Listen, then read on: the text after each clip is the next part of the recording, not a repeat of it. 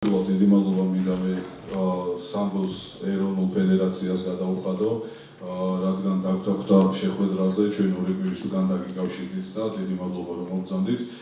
დღეს ჩვენ შეხვედრას ესწრებიან ბავშვები, რომლებიც არიან კომპაქტურად დასახლებულ წეროვანში ჩასახლებული ტერიტორიიდან. წარმატება ესეთი დიდი ქართული სპორტის ძალიან მნიშვნელოვანია. ჩვენ ყოფებით ბავშვთა და ახალგაზრდობის ეროვნულ ცენტრში, გაუზიარეთ ჩვენი სურვილები, აზროვნება და ძალიან სასიხარულოა ეს ყველაფერი მომავალ თაობას გადავეცით.